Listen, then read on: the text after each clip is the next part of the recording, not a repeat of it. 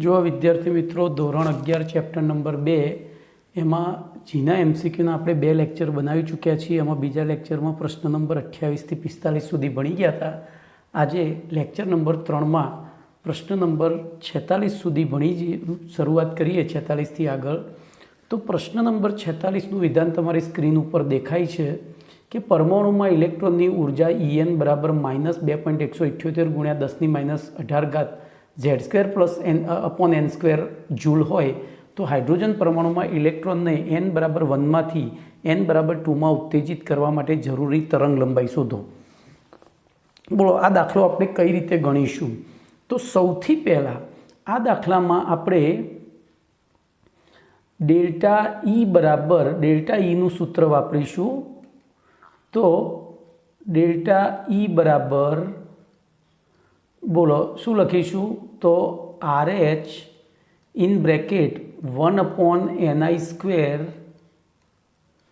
Minus 1/nf². જોજો, હું તમને પહેલી મેથડ સમજાવું છું. બરાબર, અહીંયા હાઇડ્રોજન પરમાણુ છે એટલે Z લખો કે ના લખો કોઈ ફરક પડતો નથી. Z કારણ કે હાઇડ્રોજન પરમાણુ માટે 1 છે. આના ઉપરથી ડેલ્ટા E શોધ્યા પછી હવે ડેલ્ટા E બરાબર hc/લેમ્બડા લેવાનું. hc/લેમ્બડા લઈએ, એમાં સૂત્રનો કરતા લેમ્બડાને કરી અને તરંગ લંબાઈ શોધી કાઢવાની છે. તો આ થઈ દાખલાની મેથડ. બરાબર, આ MCQની. તો હવે આપણે ગણેલો દાખલો જોઈએ. તો બોલો, સૌથી પહેલાં તો અહીંયા તમને કોઈપણ પરમાણુની આપેલી કક્ષામાં આવેલા ઇલેક્ટ્રોનની ઉર્જા આપણને આપી દીધી છે અને એનું સૂત્ર En બરાબર -RhZ²/n² છે. પણ આપેલી વિગત અનુસાર હાઇડ્રોજન પરમાણુ માટે En બરાબર આપણને આ જે વેલ્યુ આપી છે શેની વેલ્યુ થાય? RHની. તો RH બરાબર બોલો 2.178 ગુણ્યા 10⁻18 જૂલ થઈ ગયા. હવે n બરાબર 1માંથી n2માં બરાબર 2માં ઇલેક્ટ્રોનને ઉત્તેજિત કરવા માટે જરૂરી ઉર્જા આપણે એનું સૂત્ર લખીએ. તો ડેલ્ટા E બરાબર, હવે જોજો મેં આગલા પેજ ઉપર સૂત્ર લખ્યું તો અહીંયા સીધી કિંમતો જ મૂકી છે. બરાબર, અહીંયા સીધી જ કિંમતો મૂકી દીધી છે. 2.178 ગુણ્યા 10⁻18 1/ni² જગ્યાએ 1² 1 લખી દીધો છે. એવી રીતે 1/nf² એની જગ્યાએ તો 2² એટલે 1/4 લખ્યા છે. તો આ ગુણાકાર આપણો આવ્યો 1.63 ગુણ્યા 10⁻18 એટલે કે ડેલ્ટા E મળી ગયો આપણને. પછી આપણે બીજું સૂત્ર મૂક્યું હતું ડેલ્ટા E બરાબર hc/લેમ્બડા. એમાં સૂત્રનો કરતા લેમ્બડાને કર્યો. સૂત્રનો કરતા લેમ્બડાને કરીએ છીએ તો આપણને અહીંયા જોજો શું થઈ જશે? સૂત્રનો કરતા લેમ્બડાને કરીએ એટલે તો hc/1.63 × 10⁻18 થાય. તો hની વેલ્યુ આપણે મૂકી દીધી 6.626 × 10⁻34.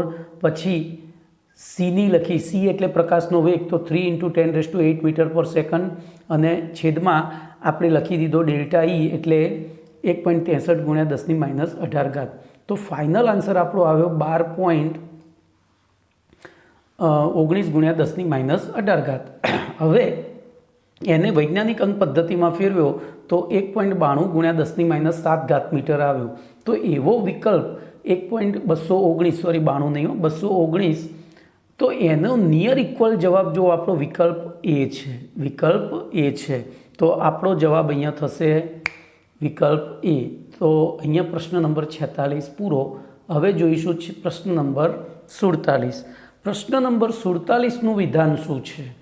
તો હાઇડ્રોજન વર્ણપટમાં લાઇબેન શ્રેણીની ટૂંકામાં ટૂંકી તરંગ લંબાઈ A હોય તો He+આયનની વર્ણપટની પાશ્ચન શ્રેણીની લાંબામાં લાંબી તરંગ લંબાઈ શું થાય? બોલો, આના માટે આપણે શું કરવું પડે? આ સૂત્ર જ વાપરવું પડે. ડેલ્ટા E બરાબર RH in bracket 1/ni² minus 1/nf². હવે હાઇડ્રોજન પરમાણુ છે એટલે પાછળ અહીંયા ઝેડની જરૂર નહીં પડે. જો હાઇડ્રોજનમાં નહીં પડે પણ અહીંયા હિલિયમમાં પડશે. ખાસ ધ્યાન રાખજો. તો અહીંયા હવે ટૂંકામાં ટૂંકી તરંગ લંબાઈ એટલે કે ઉર્જા વધુમાં વધુ. તો બોલો, અહીંયા H પરમાણુ માટે આપણે શું લખવું પડે? Ni બરાબર 1 અને NF બરાબર ઇન્ફિનિટિવ. કેમ ભાઈ? તો તરંગ લંબાઈ ટૂંકામાં ટૂંકી જોઈએ છે. બરોબર. તો ઉર્જા કેવી જોઈએ? વધુમાં વધુ. હવે વધુમાં વધુ ઉર્જા ક્યારે મળે? તો નીચામાં નીચા શક્તિ સ્તરમાંથી ઇલેક્ટ્રોન ઊંચામાં ઊંચા શક્તિ સ્તરમાં કૂદકો મારે ત્યારે. તો પહેલાં આ સૂત્ર ઉપરથી આપણે શું શોધી કાઢીશું? બોલો. તો અહીંયા પાછું આ જે છે એની જગ્યાએ જોજો તમે સીધું શું લખી શકો? તો hc/λ લખી શકો. એના ઉપરથી લેમ્બડાને સૂત્રનું કરતાં કરી એ જે મૂલ્ય આવે એને આપણે એ ગણી લઈશું. જે મૂલ્ય આવે એને આપણે શું ગણી લઈશું? એ ગણી લઈશું. તો એવી પરિસ્થિતિમાં બોલો હવે શું થશે? તો એવી પરિસ્થિતિમાં આપણને એનું મૂલ્ય મળી ગયું. હવે He પરમાણુ માટે જોજો ફરીથી, તો ડેલ્ટા E બરાબર hc/λ બરાબર અહીંયાથી જે આપણને મૂલ્ય મળ્યું હતું આ RH એમના એમ જ રાખીશું. બરાબર. તો RH હવે જોજો ત્યાં પાશ્ચન શ્રેણી કીધી છે અને એની લાંબામાં લાંબી તરંગ લંબાઈ કીધી છે. તો લાંબામાં લાંબી તરંગ લંબાઈ માટે બોલો સૂત્ર તો આ જ વાપરવાનું છે, પણ એમાં Ni કેટલો લઈશું He પ્લસ માટે? તો Ni બરાબર હવે પાશ્ચન શ્રેણી તે લાય બા પાઉં એટલે બોલો Ni બરાબર 3 થાય. Ni બરાબર શું થાય? 3 થાય. ઓકે. અને NF બરાબર શું લઈશું? ચલો, તો NF બરાબર આપણે શું લેવું પડે વિચારો? તો લાંબામાં લાંબી તરંગ લંબાઈ છે એટલે કે ઉર્જા ઓછામાં ઓછી છે એટલે બોલો 4 લેવા પડે. શું લેવું પડે? 4 લેવા પડે. ઓકે. તો અહીંયા 1 ધ્યાન રાખજો, Niની જગ્યાએ હું સીધો 3નો વર્ગ 9 લખું માઇનસ 1/, NFની જગ્યાએ બોલો 4નો વર્ગ સીધો 16 લખી દઉં અને કૌંસની બહાર મારે Z લખવો પડશે. બરાબર. આમ Z² આવે તો Z લખવો પડે. તો અહીંયા આપણે ત્યાં ઝેડનું મૂલ્ય મૂકવું પડશે. અહીંયા ઝેડનું મૂલ્ય મૂકવું પડશે. તો હવે આપણે ગણતરી જોઈએ. તો જો એ જ રીતની સિસ્ટમેટિક આખી ગણતરી કરીને આપી છે મેં. તો હાઇડ્રોજન પરમાણુના વર્ણપટની કોઈપણ શ્રેણી માટે અહીંયા જોજો હવે ડેલ્ટા Eની જગ્યાએ મેં સૂત્ર બીજું વાપર્યું. તમે ડેલ્ટા E વાપરીને કરી શકો. મેં ન્યૂ બારનું સૂત્ર મૂક્યું છે. ન્યૂ બાર બરાબર 1/λ × RH 1/Ni² - NF². હવે લાઇમેન શ્રેણી માટે ન્યૂ મેક્સિમમ હોય ત્યારે Ni 1 હોય અને NF ઇન્ફિનિટી હોય. અને એ વખતે 1/λ કેવી મળે? મિનિમમ. આ મેક્સિમમ હોય ત્યારે આ મિનિમમ મળે. બરાબર. તો એવી પરિસ્થિતિમાં બોલો શું થશે? તો એવી પરિસ્થિતિમાં આપણે તો કિંમતો અહીંયા મૂકી દઈએ. તો જોજો આ 1/∞ વર્ગ એટલે 0 એટલે 1/λ બરાબર શું થઈ ગયું? તો RH થયો. અને તેથી લેમ્બડા મિનિમમ બરાબર શું થયું? 1/RH બરાબર A થયું. બરાબર. હવે જોઈએ તો આ જ વસ્તુ હવે મૂકીશું આપણે He પ્લસમાં. તો He પ્લસમાં ધ્યાન રાખજો, He પ્લસ આયનની પાશ્ચન શ્રેણી માટે ન્યૂ આપણે લેમ્બડા મેક્સિમમ જોઈએ છે. જો લાંબામાં લાંબી તરંગ લંબાઈ લખ્યું છે તો એ લાંબામાં લાંબી તરંગ લંબાઈ માટે આપણે ન્યૂ મિનિમમ લેવી પડે. ન્યૂ મિનિમમ લઈએ તો Ni બરાબર 3 અને NF બરાબર 4 લેવા પડે. વળી પાછળ Z², તો હિલિયમનો પરમાણુ ક્રમાંક 2 છે એટલે આ 4 મૂકવા પડે. મેં ત્યાં કહ્યું હતું આગળ. તો એ પ્રમાણે આપણને ફાઇનલ વેલ્યુ REA મળે છે. જુઓ ફાઇનલ વેલ્યુ શું મળે છે? તો RH બરાબર 7 × 4/144. આથી આ પાશ્ચન શ્રેણી માટે લેમ્બડા મેક્સિમમ બરાબર શું થયું? તો 144/28 RH થયા. બરાબર. આ તો લેમ્બડા મેક્સ વ્યસ્ત કરીએ એટલે. હવે એ બરાબર શું છે?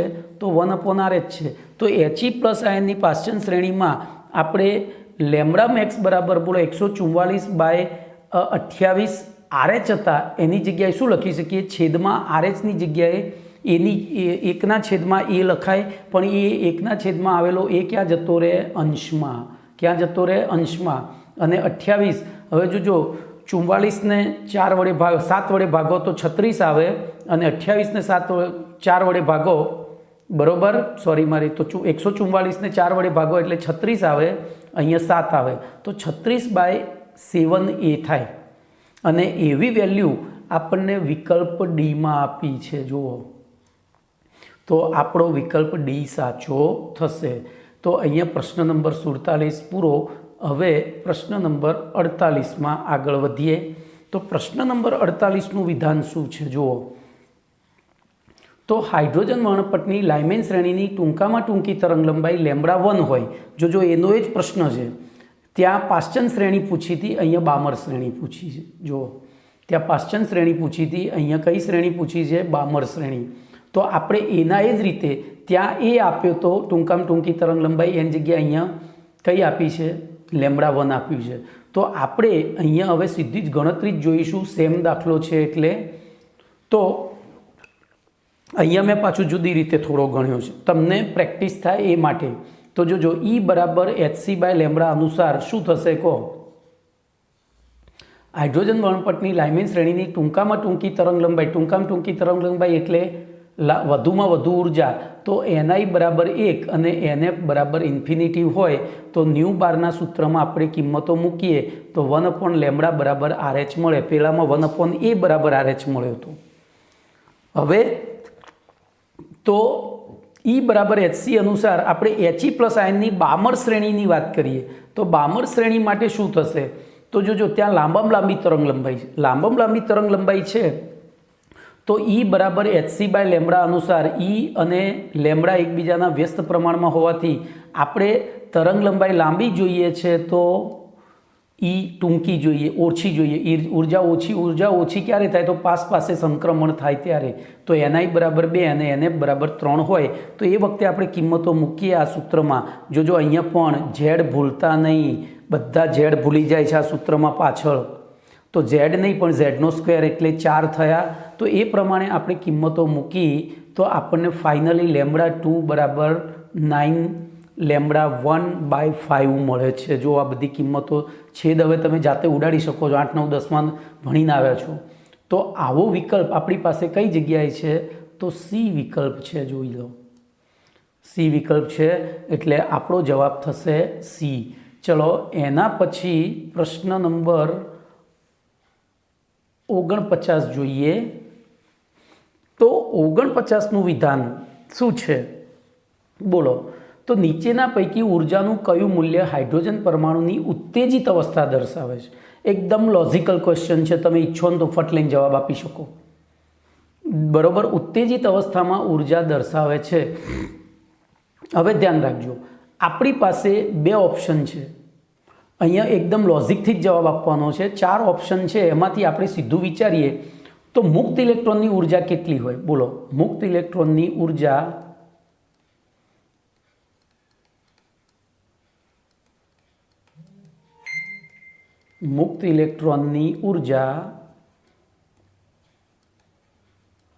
શૂન્ય હોય છે. બોલો, આટલું તો આપણે જાણીએ છીએ.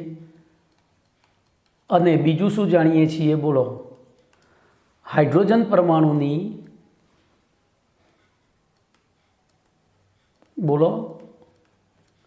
પ્રથમ કક્ષાની ઉર્જા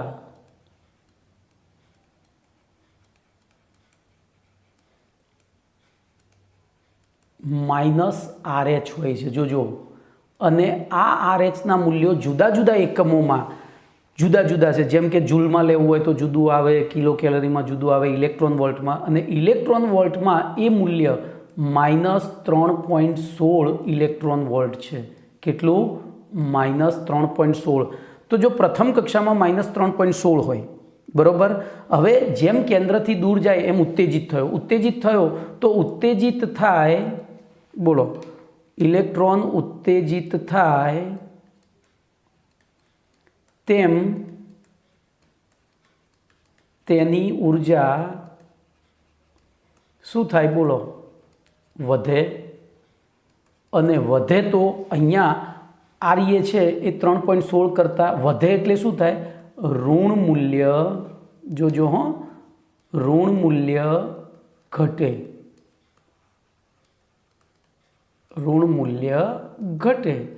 બરોબર. એટલે આપણને ખબર છે કે અહીંયા હવે મૂલ્ય -3.16 કરતાં કેવું મળવું જોઈએ? ઓછું. હવે -3.16 કરતાં ઓછું ઋણ આમાં કયું છે? કહો મને. -3.6 કરતાં ઓછું ઋણ કેટલું કયું છે? તો 2 છે. જુઓ, -3.4 છે અને 6.8 પણ છે. બોલો, તો શું થશે? ઋણ મૂલ્ય વધુ ઋણ, આપણે ઓછું ઋણ વિચારીએ તો અહીંયા થોડા તમે કન્ફ્યુઝ થશો. જોજો, અહીંયા થોડા તમે કન્ફ્યુઝ થશો, બરાબર. તો એ પ્રમાણે આપણે જોવા જઈએ તો હવે આપણે ગણતરી પ્રમાણે દાખલો ગણીએ. આટલામાં લોજિકથી જવાબ આવી જાય છે, લોજિકથી જવાબ આવી જાય છે, બરાબર. તો હવે આપણે ગણતરી પ્રમાણે જવા જઈએ તો જુઓ તમારો તો -1.51 ઇલેક્ટ્રોન વોલ્ટ થાય. હવે જો અહીંયા ભાઈ પ્રશ્નમાં વિકલ્પ છાપવાની ભૂલ છે. મેં તમને આગળ સમજાવ્યું એ પ્રમાણે અહીંયા તમારો જવાબ માઇનસ, આ કેવો છે, વધુ ઋણ છે, આ પણ વધુ ઋણ છે, એટલે એ બે તો શક્ય નથી અને આ બે પણ શક્ય નથી. કેમ શક્ય નથી કહો? આ બે કેમ શક્ય નથી? તો અહીંયા મેં લખ્યું છે મુક્ત ઇલેક્ટ્રોનની ઉર્જા શૂન્ય હોય, શૂન્યથી બહાર જાય ત્યારે ધન થાય, પણ આપણે તો બહાર મોકલવો નથી, આપણે તો ક્યાં લેવો છે, ઉત્તેજિત અવસ્થા લેવી છે. એટલે અહીંયા છાપવાની ભૂલ છે. અહીંયા તમારો 1.51 વોલ્ટ આવે માઇનસ, બરાબર. તો હવે તમને અહીંયા જવાબ મળી ગયો છે. જોઈ લો, આ જવાબ આપણો અહીંયા પ્રિન્ટિંગ મિસ્ટેક છે, -1.51 volt. Okay, electron volt, sorry electron volt. એટલે અહીંયા વિકલ્પ સાચો છે પણ અહીંયા છાપવામાં એને ભૂલ કરી છે. ભાઈ હું એમને લખીને આપું ને એટલે છાપવામાં એ લોકો કોપી પેસ્ટ કરતા હોય, અને આ જે ડિજિટલ બોર્ડ છે એમાં હું લખું, તમે મારા અક્ષર જુઓ છો, એ અક્ષરથી મજા ના આવે એટલે મેં છપવરાઈને પછી એને અપલોડ કરેલું છે. ઓકે, તો અહીંયા આપણો પ્રશ્ન નંબર 49 પૂરો. એના પછી 50મો પ્રશ્ન જોઈએ. બોલો, He પ્લસ આયનની પ્રથમ આયનીકરણ એન્થાલ્પી, એટલે કે એની He પ્લસ આયન એટલે એક જ ઇલેક્ટ્રોન હોય, એની આયનીકરણ એન્થાલ્પી 16.6 × 1018 જૂલ પ્રતિ પરમાણુ હોય તો Li+2 આયનની પ્રથમ સ્થાયી કક્ષાની ઉર્જા કેટલા જૂલ પ્રતિ પરમાણુ થાય? બોલો, આમાં પણ આપણે શું કરીશું? તો ડેલ્ટા ઈ વાળું જ સૂત્ર વાપરવાનું છે. કયું સૂત્ર વાપરવાનું? ડેલ્ટા ઈ વાળું. બોલો, ડેલ્ટા ઈ બરાબર અહીંયા RH, તમે જોઈ શકો છો કે મને હજુ લખતા ફાવતું નથી, તો RH in bracket 1/ni² minus 1/nf² into z². આ z² ભૂલવાનો નથી. બોલો, હવે He પ્લસ આયનની આયનીકરણ એન્થાલ્પી આપણે મૂકીએ તો અહીંયા RH. બોલો, He પ્લસ આયનમાં ઇલેક્ટ્રોન ક્યાં હોય? તો પહેલી કક્ષામાં, બરાબર. ક્યાં હોય? તો કે પહેલી કક્ષામાં. તો પહેલી કક્ષામાં 1/2 માઇનસ, બોલો આયનીકરણ થાય ત્યારે ક્યાં જાય? તો કે અનંતમી કક્ષામાં, બરાબર. તો નીચે ઇન્ફિનિટિવનો સ્ક્વેર ઇન્ફિનિટિવ. હવે He પ્લસ છે, He પ્લસ છે એટલે એનો પરમાણુ ક્રમાંક 2, તો × 4 લખવા પડે. શું લખવું પડે? 4. તો અહીંયા આપણને આ જે વેલ્યુ આપી છે 16.6, તો ધ્યાન રાખજો 16.6 × 10−18 આટલા જૂલ બરાબર RH × 4 થાય. તો આની ઉપરથી બોલો RH બરાબર 16.6 × 10−18 લખાય. તો અહીંયા આપણને RH મળી ગયો. હવે આપણે શું કરીશું? તો હવે આ જ સૂત્ર મૂકીશું કોના માટે? Li પ્લસ માટે. તો જોજો, હવે અહીંયા આપણે સૂત્ર મૂકીશું Li2+ માટે. તો Li2+ માટે આપણી પાસે કિંમત બોલો, તો એની ઉર્જા, સ્થાયી કક્ષાની ઉર્જા આપણે અહીંયા લેવી છે. તો ડેલ્ટા ઈ બરાબર, બોલો અહીંયા હવે તો RHનું મૂલ્ય મળી ગયું, તો આપણે પ્રથમ સ્થાયી કક્ષાની ઉર્જા જ જોઈએ છે. તો બોલો એના માટે કયું સૂત્ર વાપરીશું? કયું સૂત્ર વાપરીશું? બોલો, તો En બરાબર -RH, યાદ આવે છે? હા, En બરાબર -RH. જો આ સૂત્ર ક્યાંથી આવ્યું હતું? 2e⁴ z²m/n²h². તો એ પ્રમાણે જોવા જઈએ તો અહીંયા RH × z²/n² કરવા પડે. તો બોલો RHની વેલ્યુ આપણી પાસે છે જ 16.6 × 10−18 / 4 મૂકી દીધા। ચલો ઝેડ લિથિયમ છે, લિથિયમનો પરમાણુ ક્રમાંક 3 થાય તો 3નો વર્ગ 9 લખી દીધો। બોલો 3નો વર્ગ 9 લખ્યો ગુણ્યા છેદમાં n², તો એની પ્રથમ સ્થાયી કક્ષા છે એટલે બોલો આપણે 1નો 1 જ મૂકવો પડે। તો અહીંયા હવે ભાગાકાર કરીશું તો હવે આપણે ગણતરી જોઈએ। બોલો આ 4 પોઈન્ટ આપણે જો અહીંયા સુધી RH ની વેલ્યુ લાવી દીધી છે 16.6 ગુણ્યા 10 - 18 ભાગ્યા 4 એટલે કે 4.9 ગુણ્યા 10 - 18। હવે LI માટે આપણે જ્યારે આ કિંમત મૂકીએ તો શું થાય, તો RH × 3²/1², આ 3 એટલે એનો પરમાણુ ક્રમાંક ને 1 એટલે પહેલી કક્ષા, તો એ પ્રમાણે ગુણાકાર કરીએ તો જો પાછળના પેજ ઉપર એ જ સેમ વસ્તુ આપણે કરી છે, એ જ વસ્તુ 16.6 ગુણ્યા 10 - 18 ગુણ્યા 9 ભાગ્યા 4 એમાં કિંમત મૂકી દીધી છે પહેલાંમાં। તો બોલો આપણો જવાબ અહીંયા -44.9 ગુણ્યા 10 - 18 એટલે કે -4.49 ગુણ્યા 10 - 17 જૂલ પ્રતિ પરમાણુ થાય। હવે એવો વિકલ્પ તો 4.49 ગુણ્યા 10 - 17, જો અહીંયા 16 છે, અહીંયા -17 છે અને આ બેમાં તો આપણો જવાબ થશે બી। શું થશે? બી। ચલો એના પછી 51મો પ્રશ્ન।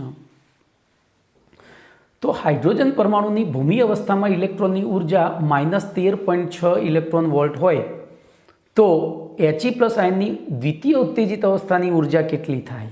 બોલો પેલી -13.6 છે અને અહીંયા ખબર પડી તો દ્વિતીય ઉત્તેજિત અવસ્થાની ઉર્જા કેટલી થાય? બરોબર, તો આમાં પણ એક સૂત્ર લઈ લેવાનું, En બરાબર માઇનસ બોલો RH × Z²/n²। હવે સૌથી પહેલું આપણે હાઇડ્રોજન પરમાણુ માટે મૂકીએ તો H પરમાણુ માટે બોલો શું કરીશું, તો પહેલી જો ભૂમિ અવસ્થા એટલે E1 લખાય। શું લખાય? E1 બરાબર બોલો RH એમના એમ રાખવું, આપણે એની કિંમતની જરૂર નથી। ચલો Z તો હાઇડ્રોજન માટે 1 છેદમાં બોલો પહેલી જ કક્ષા છે તો 1 n² વર્ગ 1, તો અહીંયા આપણને E1 RHનું મૂલ્ય મળી ગયું, કેટલું? તો 13.6 મળી ગયું। હવે કોના માટે લખીશું? બોલો તો હવે લખીશું He+ માટે। તો He+ માટે બોલો શું થશે? તો He+ માટે આપણે કઈ ઉર્જા શોધવાની છે? જુઓ કઈ શોધવાની છે? તો દ્વિતીય E2 બરાબર। ચલો હવે હું સીધી કિંમતો મૂકીશ તો -RH ની જગ્યાએ બોલો 13.6 મૂકી દઉં, ઇલેક્ટ્રોન વોલ્ટ આવી ગયા છે ને, RHની વેલ્યુ તો આપણને આવી જ ગઈ 13.6 ગુણ્યા બોલો He+ માટે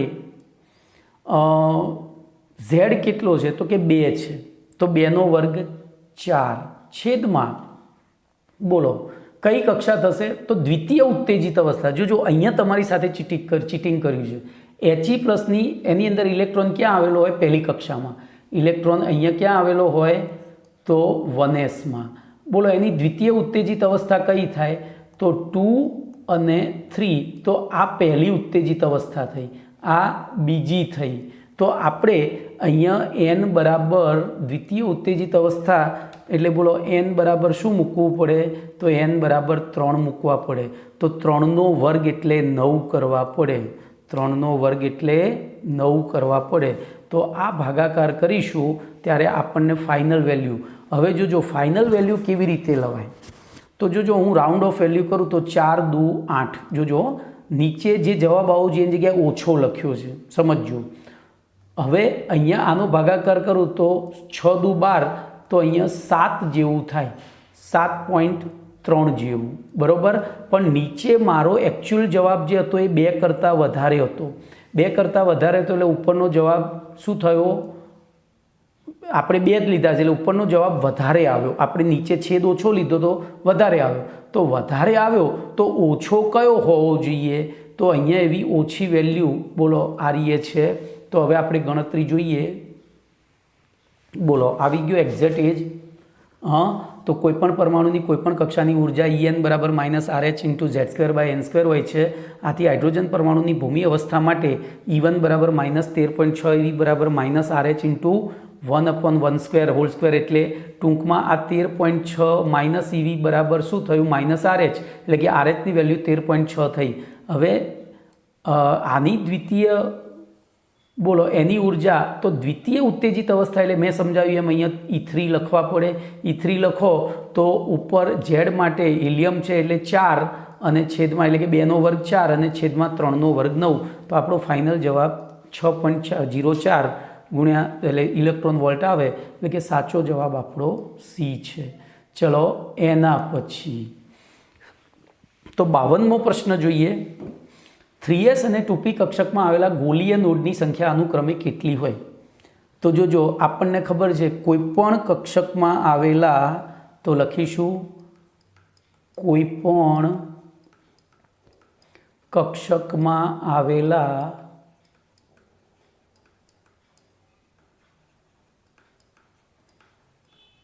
ગોલીય નોડની સંખ્યા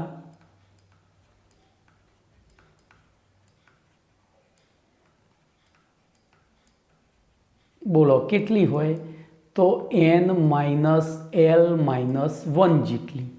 હવે આપણને પહેલું પૂછ્યું છે 3s કક્ષક, તો 3s માટે બોલો l બરાબર કેટલા હોય? 0. તો અહીંયા કિંમત મૂકીએ તો 3s માટે n બરાબર 3 છે, તો 3 -0 -1 બરાબર શું થયા?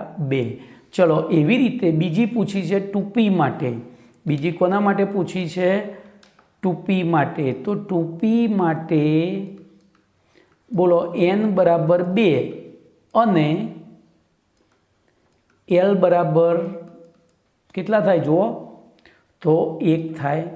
તો એ કિંમતો અહીંયા મૂકીએ તો બોલો 2 -1 -1 બોલો શું થયું? 0. તો અનુક્રમે 2 અને 0, તો એવો ઓપ્શન આપણો એ છે. બરાબર. તો હવે આપણે એનું લખેલું સોલ્યુશન જોઈએ. તો મેં એ જ રીતે લખ્યું છે જેવું પહેલા રીતે લખ્યું છે. તો બોલો આપણો જવાબ એ થાય. ચલો એના પછી પ્રશ્ન નંબર 53. હવે એક સરખા પ્રશ્નો જ આવશે. તો બોલો પરમાણુ કેન્દ્રથી અનંત અંતર સિવાયના અંતરો માટે ઇલેક્ટ્રોન ઘનતાના સંદર્ભમાં નીચેના પૈકી કયું વિધાન સાચું છે? તો ધ્યાન રાખજો, આપણે પરમાણુની આકૃતિ દોરીએ ને તો એ આવી થાય. બરાબર. જ્યાં જ્યાં કક્ષક આવે, આ બધી કક્ષા છે, જ્યાં જ્યાં કક્ષા છે ત્યાં ઇલેક્ટ્રોન મળવાની સંભાવના વધુ હોય. હવે ધ્યાન રાખજો, અનંત અંતર એટલે બોલો આ અનંત અંતર કહેવાય, એટલે કે કક્ષક પરમાણુની બહાર જતા રહીએ છીએ આપણે. તો એવી પરિસ્થિતિમાં કયું વિધાન સાચું છે? તો બોલો 1s કક્ષક માટે તેનું મૂલ્ય 0 હોઈ શકે, તેનું મૂલ્ય 0 હોઈ શકે. 2p માટે તો જોજો આ જે સર્કલ દોરેલા છે એ સર્કલ ઇલેક્ટ્રોન ઘનતા દર્શાવે, વચ્ચેનો ભાગ જે છે એ શું દર્શાવે છે? નોડ. આ નોડ છે. તો આપણે અહીંયા નોડના સૂત્રનો ઉપયોગ કરવો પડે. ચલો હવે એની ગણતરી એની કેવી રીતે સમજૂતી છે જોઈએ. તો સમજૂતી લાંબી છે એટલે જ મેં અહીંયા શોર્ટકટ માર્યો છે તમને સીધું. તો જો અહીં પરમાણુ કેન્દ્રથી અનંત અંતર સિવાયના અંતરો માટે ઇલેક્ટ્રોન ઘનતાના સંદર્ભમાં સાચા વિધાન અંગે પૂછવામાં આવ્યું છે, જે પરમાણુમાં ઇલેક્ટ્રોન પ્રાપ્ત થવાની સંભાવના અને નોડનો નિર્દેશ કરે છે. જો અમે આગળ વસ્તુ સમજાવી. હવે કોઈપણ કક્ષકમાં આવેલા ગોલીય નોડની સંખ્યા બોલો કેટલી હોય? તો n-l-1. તો આપણે 1 by 1 ચારે ઓપ્શન માટે કિંમતો મૂકીએ તો બોલો 1s કક્ષક માટે શું છે અહીંયા?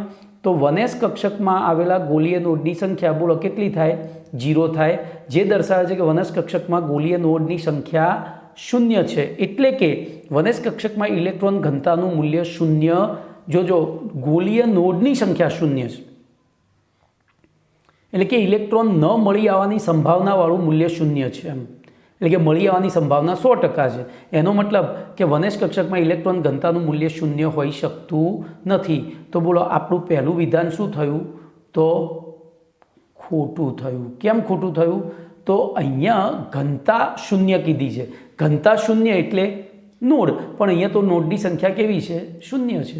ચલો એના 2p માટે ગણીએ તો 2pમાં પણ નોડની સંખ્યા 0 છે જુઓ.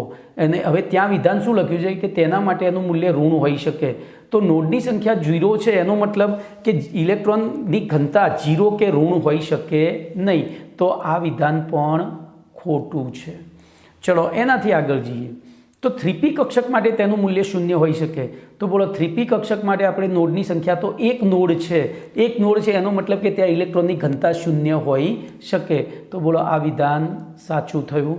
પછી ચોથું જોઈએ તો 2s કક્ષક માટે તેનું મૂલ્ય ક્યારેય પણ 0 હોઈ શકતું નથી. જોજો, ક્યારેય પણ 0 હોઈ શકતું નથી. તો 2s માટે આપણને નોડની સંખ્યા 1 મળી છે. એનો મતલબ કે ઇલેક્ટ્રોન ઘનતાનું મૂલ્ય એકવાર તો 0 થાય છે. તો એનો મતલબ કે આ વિધાન પણ ખોટું છે. તો બોલો આપણો સાચો જવાબ અહીંયા લખ્યું છે વિકલ્પ સી સાચો જવાબ છે. ઓકે, ચલો એના પછી પ્રશ્ન નંબર 54 જોઈએ. તો 54માં બોલો શું જોઈશું?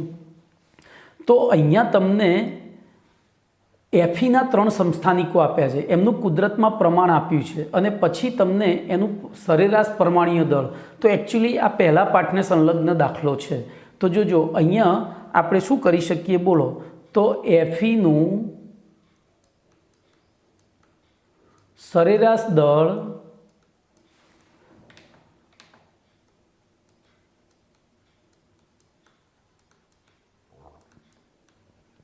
ભાઈ પરમાણ્વીય દળ, હું દળ એકલું જ લખું છું, બરાબર, જે તે સમસ્થાનિકનું દળ ગુણ્યા એનો અંશ.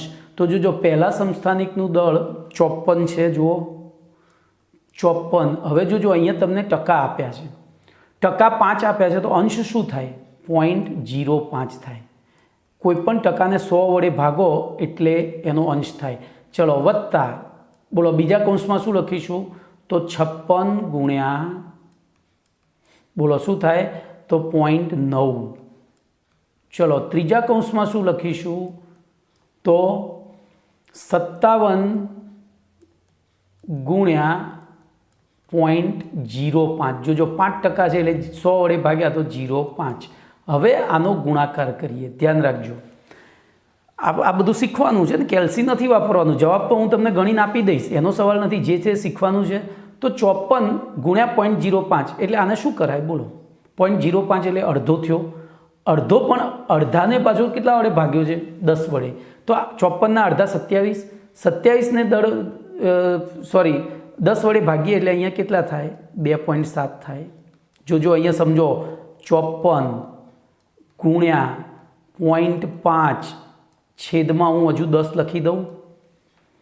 ખબર પડી? જો આ રીતે ગણતરી કરાય તો 54ના અડધા, આ 0.5 એટલે અડધા થયા, તો 27. 27 ભાગ્યા 10 એટલે શું થયા બોલો? 2.7 થયા. હા, તો એવી રીતે ચલો પહેલું 2.7 આવ્યું. હવે બીજું 56 ગુણ્યા 9. બોલો હવે આને કઈ રીતે કરીશું?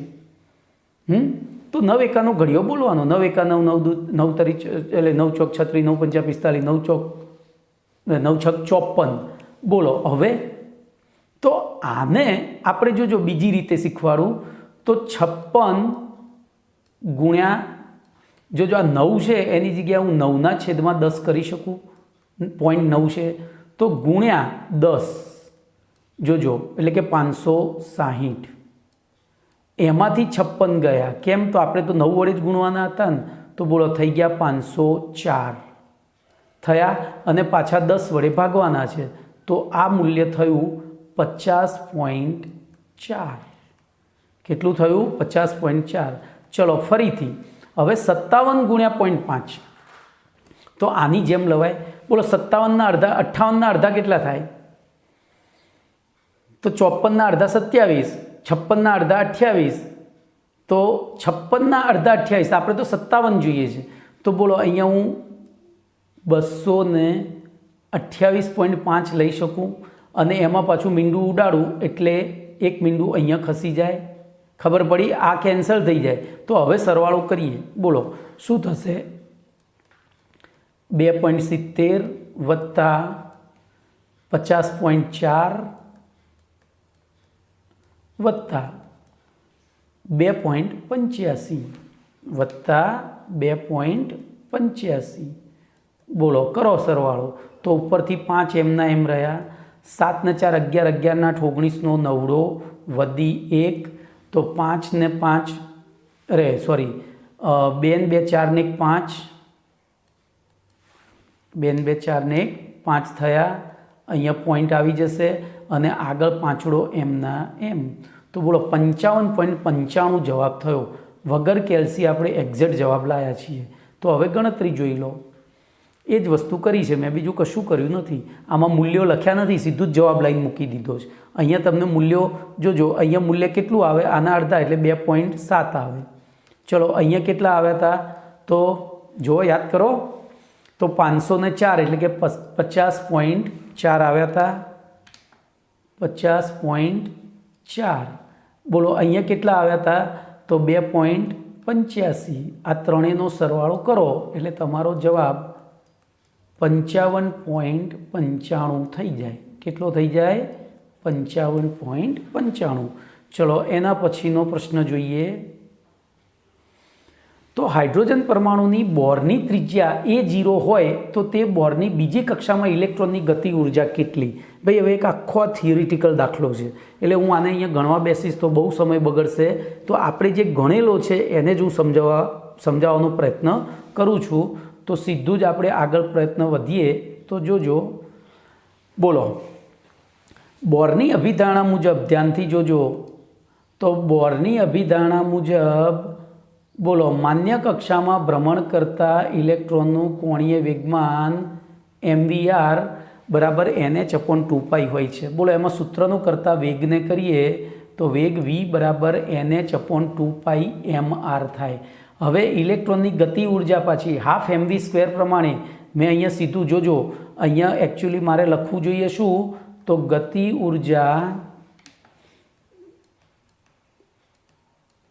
ઉર્જા બરાબર હાફ mv² લખવા જોઈએ.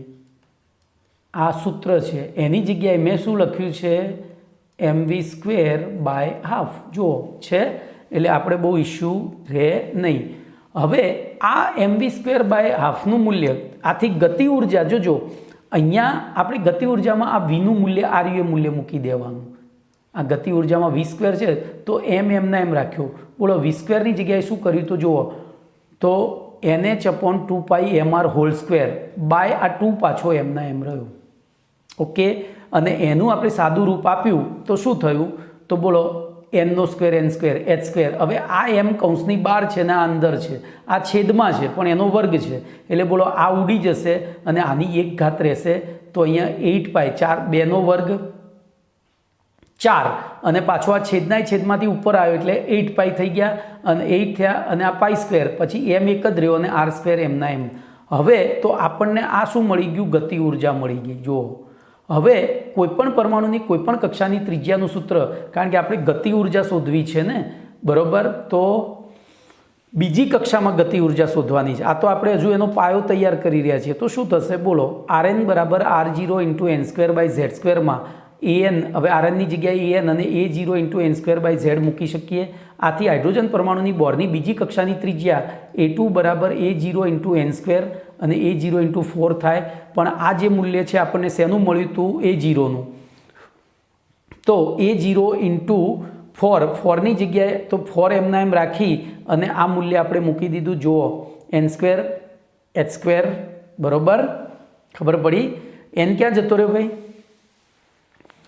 આ n છે એ જ 2 છે, એ 4 થઈ ગયો, ઇન્ટુ h², 8π²m A0. હવે જોજો અહીંયા આ શેનું મૂલ્ય મૂકીએ છીએ આપણે, તો A0 × 4 શેનું મૂલ્ય થયું, A2નું. આ સૂત્રમાં આ an અહીંયા જે છે ને R2 કહેવાય, એકચ્યુઅલી RUA એ આ R² છે, R2 કહેવાય. તો બોલો A0 × 4² લખ્યો તો ફાઇનલ જવાબ આપણો આ રીતનો આવ્યો, h²/32 π² m × A0. હવે એવો ઓપ્શન આપણને સી ઓપ્શન આપ્યો છે, તેથી જવાબ સી થાય. ભાઈ આ દાખલાને શાંતિથી સમજશો ને તો બહુ અઘરો નથી, બરાબર. કિંમતો મૂકવામાં જ થોડું તમે કન્ફ્યુઝ થશો. ઓકે, ચલો એના પછી બોલો મસ્ત પ્રશ્ન છે. હાઇડ્રોજન પરમાણુના કેન્દ્રથી r અંતરે આવેલી dr જેટલી અનંત સૂક્ષ્મ જાડાઈ અને 4πr² dr કદ ધરાવતી ગોળીય કક્ષામાં 1s ઇલેક્ટ્રોન પ્રાપ્ત થવાની સંભાવના p હોય તો r આધારિત pનું માત્રાત્મક મૂલ્ય દર્શાવતી નીચેના પૈકી કઈ આકૃતિ સાચી છે? બોલો, આનો જવાબ કઈ રીતે લાવીશું? તો પહેલું તો આપણને 1s કક્ષક કીધી છે, ધ્યાન રાખજો. હવે આપણે આનો જવાબ પરમાણુની આકૃતિ ઉપરથી લવાય. બોલો, આ પરમાણુ કેન્દ્ર, આ પહેલી કક્ષા અને એની અંદર 1s કક્ષક આવેલી હોય. બોલો, આ વચ્ચેનો વિસ્તાર છે, આ વચ્ચેનો વિસ્તાર જ્યાં હું ડેશ કરી રહ્યો છું, કાળું કરી રહ્યો છું, બોલો એને શું કહેવાય? નોડ કહેવાય. નોડ એટલે ત્યાં નોડ નહીં કહેવાય, કારણ કે કેન્દ્ર અને પહેલી કક્ષા વચ્ચે છે. કેન્દ્ર અને પહેલી કક્ષા વચ્ચે નોડ ના હોય તો ત્યાં આપણે લખી શકીએ કે ઇલેક્ટ્રોન મળવાની સંભાવના, તો અહીંયા ઇલેક્ટ્રોન પ્રાપ્ત થતો નથી, અહીંયા ઇલેક્ટ્રોન પ્રાપ્ત થતો નથી. બોલો, તો હવે તો આપણે જેમ જેમ કેન્દ્રથી દૂર જતા જઈએ એમ શું થતું જાય? બોલો, કેન્દ્રથી દૂર જતા જઈએ છીએ એમ પહેલી 1s કક્ષક આવે એટલે ત્યાં પાછું શું થઈ જાય? ઇલેક્ટ્રોન મળવાની સંભાવના મહત્તમ થાય.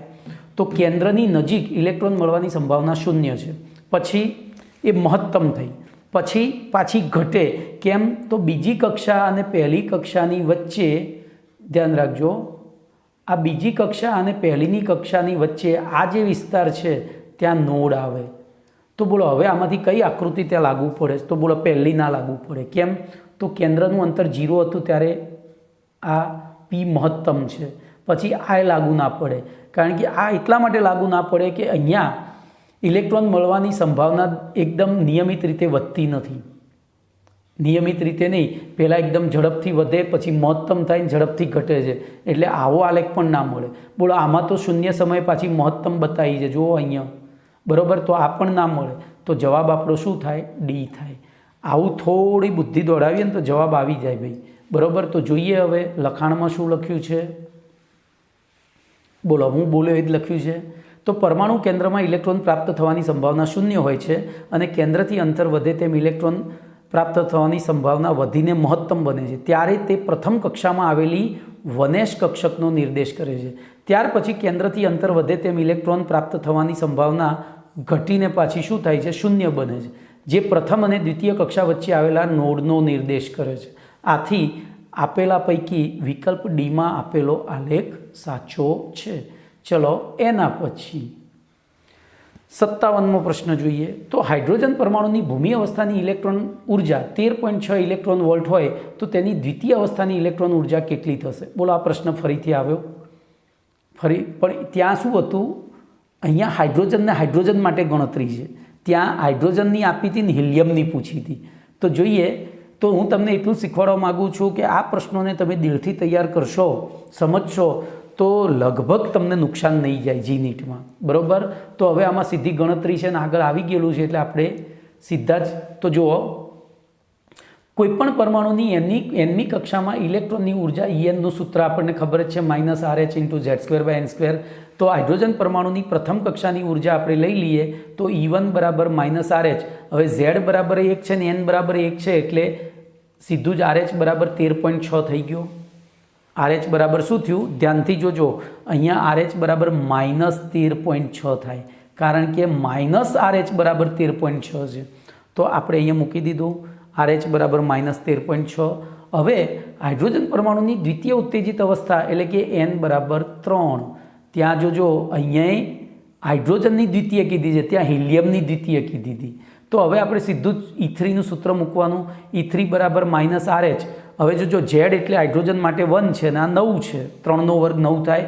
તો એ પ્રમાણે જોજો, આ માઇનસ સૂત્રનું મૂલ્ય ચિહ્ન છે, જ્યારે આ -RH નું મૂલ્ય છે. તો -13.6 ગુણ્યા 1/9 એટલે ફરીથી 1.51. એના એ જ પેલો ભૂલ હતો ને એના એ જ દાખલો, ખાલી ચિહ્ન બદલાયું. જોયું, ત્યાં આપણને -13.6 EV આપ્યા હતા. 49મો પ્રશ્ન હતો, બરાબર. અહીંયા પ્લસ આપ્યા છે, એટલે દાખલો એનો એ જ થયો. તો જવાબ આપણો તો વિકલ્પ ડી સાચો છે. ચલો, એના પછી બોલો 58મા પ્રશ્નનું વિધાન ધ્યાનથી વાંચો તો ધ્યાનથી વાંચો. ચલો 1 જ મિનિટ આપું છું તમને.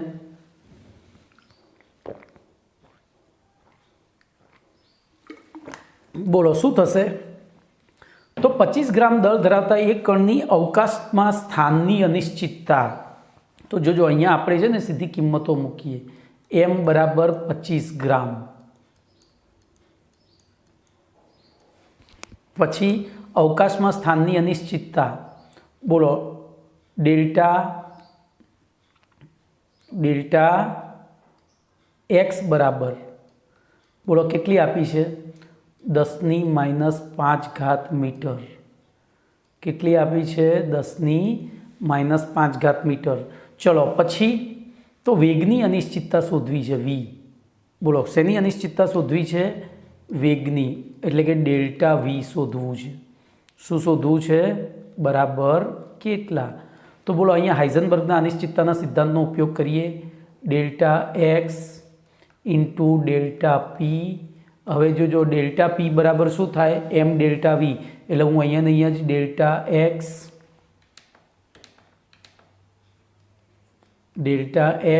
ઇન્ટુ m ડેલ્ટા v બરાબર બોલો શું લખી દઉં? હવે actually greater than or equal to h/4π આવે. શું આવે? Greater than or equal to h/4π. પણ આપણે ગણતરીમાં ઇક્વલ ટુ લેતા હતા. તો બોલો આમાં સૂત્રનો કરતા કોને કરી દેવાનો? ડેલ્ટા વીને. તો ડેલ્ટા વી બરાબર શું થાય? બોલો તો h/4π ગુણ્યા ડેલ્ટા એક્સ ઇન્ટુ m થાય. તો હવે આપણી પાસે બધી જ મૂલ્યો છે, આમાં મૂકી અને છેદ ઉડાડવાનો રહ્યો. તો જોઈએ હવે છેદ ઉડાડીએ. બોલો તો એચની જગ્યાએ જો આ સૂત્ર આવી ગયું, આપણે આ સૂત્ર ત્યાં લાવ્યા હતા. તો એચની જગ્યાએ 6.626 ઇન્ટુ 10⁻34 મૂકી દીધા. બોલો પછી 4 પાઈની જગ્યાએ 3.14 અને પેલું ગ્રામ હતું એનું કિલોગ્રામમાં ફેરવ્યું એટલે 0.025 કિલોગ્રામ અને 10⁻5 મીટર હતું. તો હવે છેદ ઉડાડીએ. બોલો છેદ ઉડાડશો તો શું થશે? આપણે આનો છેદ કઈ રીતે ઉડાડીશું? જો રાઉન્ડ ઓફ કરીએ. ધ્યાન રાખજો, હું અહીંયા તમને છેદ ઉડાડતા શીખવાડું. બોલો હું આ 3.14 છે એને સીધા જ અહીંયા 2 વડે ભાગી નાખું ચાલે? આમ 2 કરતાં વધારે આવે પણ આપણે 2 જ લઈશું. ચલો એ 2ને અહીંયા ભાગીએ તો અહીંયા 2 આવે. તો જો હવે અહીંયા થોડી બુદ્ધિ દોડાવજો. આ 3.14 આ 2 કરતાં વધારે એટલે હું 2.1 લઉં. તો 2.1ને 4 વડે ભાગવું એટલે આ જવાબ આપણો 2 ના આવે, 1.9 આવે. કેટલો આવે? 1.9. હવે આ 0.25 છે. બોલો તો એની અંદર આને હું 25 કરી નાખું તો જો આપણો જવાબ હવે અહીંયા 1 ગુણ્યા 10⁻34 છેદમાં 2 જ રાખીએ છીએ આપણે. ચલો ને અહીંયા સરળતા ખાતર 2 જ રાખીએ છીએ એટલે નિયર ઇક્વલ ટુ જવાબ લાવવો છે. બોલો આને હું અહીંયા બીજી છેદ -10⁻³ કરું તો ઉપર જતા રહ્યા. સોરી 1 ઘાત જ ચડાવું છું. હું ઉપર 1 જ ઘાત ચડાવું છું તો 10 ચડ્યા અને અહીંયા હું 0.25 કરી દઉં. જોજો તમને જોરદાર મેથડ આપી રહ્યો છું. ગુણ્યા આ 10ની ઉપર લઈ જાઉં એટલે 1 હતી, આ 10⁵ જે છે ને એને ઉપર લઈ જાઉં તો 1 હતી તો અહીંયા હું +6 કરી દઉં ચાલે. બોલો આ 0.25 ભાગ્યા 1 કરીએ એટલે 4 થયા, 4 ભાગ્યા 1. આ ફરીથી કરીએ તો 2 થઈ ગયા. તો આપણો જવાબ લગભગ 2.1 જો અમે અહીંયા લખ્યો હતો ક્યાં ગયો? આ 2.1 જેટલો થાય. તો 2.1 ગુણ્યા હવે 34માંથી 6 ગયા એટલે 28. તો બોલો જવાબ આવી ગયો. કોઈ કેલ્સી વાપરવાની જરૂર નથી તમારે અને એવો ઓપ્શન તમારો સી છે. તો જવાબ સી થાય. બોલો કયો થાય? સી. ચલો એના પછી બોલો 300 મીટર પ્રતિ સેકન્ડના વેગથી ગતિ કરતા ઇલેક્ટ્રોનના વેગની અનિશ્ચિતતા 0.01% હોય તો સ્થાનની અનિશ્ચિતતા કેટલી થાય? પેલું જ સૂત્ર વાપરવાનું છે. Delta x into delta P equal to h/4π. પણ હવે આની અંદર બોલો વેગથી ગતિ કરતા આપ્યું છે એટલે આપણે અહીંયા આની જગ્યાએ શું લખવું પડે? m delta V. અને એના કારણે આપણે સૂત્રનો કરતા કોને કરવાનો પાછો? બોલો સૂત્રનો કરતા કોને કરવાનો છે? તો સ્થાનની અનિશ્ચિતતાને, તો ડેલ્ટા એક્સ બરાબર બોલો શું થાય, h/4π. હવે આ આખો એમ ડેલ્ટા વી નીચે જતો રહે, એમ ખબર પડી, એમ ડેલ્ટા વી. હવે આની અંદર કિંમતો મૂકવાની, પણ એ કિંમતો મૂકતા પહેલાં જો અહીંયા વેગ આપ્યો છે અને વેગની અનિશ્ચિતતા આપી છે, તો આપણે તો અહીંયા વેગની અનિશ્ચિતતાની જરૂર છે, તો પહેલાં આના ઉપરથી પદ મૂકીને લાવવું પડે, બરાબર. તો જો અનિશ્ચિતતા ડેલ્ટા વી બરાબર 100% હોય, અનિશ્ચિતતા 100% હોય ત્યારે ડેલ્ટા વી બરાબર કેટલા લેવાના, તો 300 મીટર પ્રતિ સેકન્ડ. તો આપણને કેટલા ટકા કીધી છે બોલો, તો આપણને તો 0.001% કીધી છે. 0.001% હોય ત્યારે તો બોલો 0.001 ગુણ્યા 300 ભાગ્યા 100, એટલે આ બે મીંડા ઉડાડી દઉં અહીંથી, તો પણ 3 ગુણ્યા 10⁻³ મીટર પ્રતિ સેકન્ડ થાય. આ શું મળ્યું, ડેલ્ટા વી મળ્યો. આ રહ્યો શું મળ્યો, ડેલ્ટા વી. તો એ આપણને મળી ગયું. હવે એ કિંમતો અહીંયા મૂકવાની, તો જોઈએ ગણતરીમાં. બોલો મૂક્યો છે અહીંયા 3 ગુણ્યા 10⁻³ મીટર પ્રતિ સેકન્ડ. હવે આનો છેદ ઉડાડો, બોલો અહીંયા પણ આ બે ગયા કમ્પ્લીટ. હવે એ બેને કાઢો તો અહીંયા 2 થયા, આ બેને કાઢો તો નીચે છેદમાં 2 થયા. હવે 9.1 ગુણ્યા 3 તો 9 તરી 27 અને 3 એકા 3 તો 27 ને 3 30 થઈ ગયા. તો આ બેનો ગુણાકાર જોજો, આ બેનો ગુણાકાર આપણે કરીએ, ધ્યાન રાખજો. 9.1 ગુણ્યા 3 કરીએ, બોલો પહેલો 0, અરે 3 એકા 3 શું થશે, 3 એકા 3 ને 9 તરી 27, તો 27.3 થયું.